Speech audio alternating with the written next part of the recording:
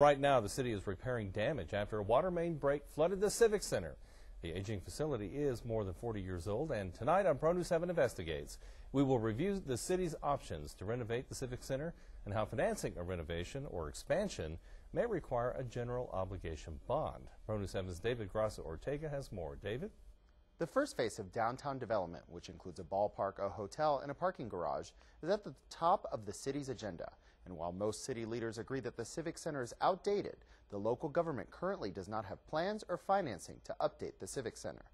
City Manager Jared Atkinson told Pronews 7 that the next phase of downtown development efforts will be focused on the Civic Center.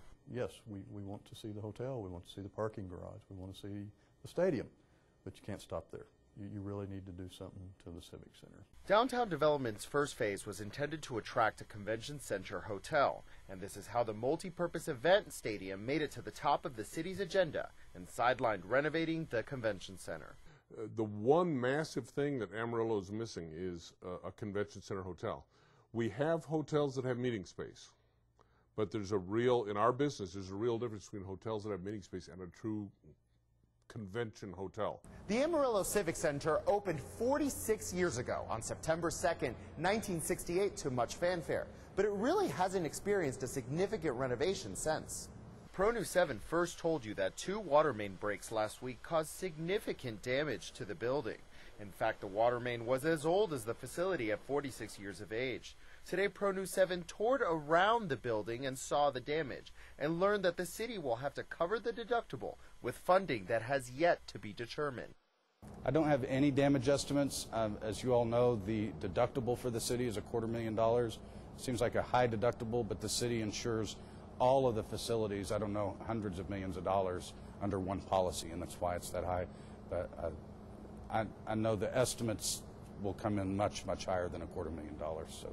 And even after the city spends $250,000 fixing the facility, it will still be outdated. Rick Matchett of the Amarillo Bulls hockey team says that it needs to be updated and expanded, and that we're losing business such as concerts and sports events because the Civic Center is simply out of date. You've got the big name acts. Where are they going to go?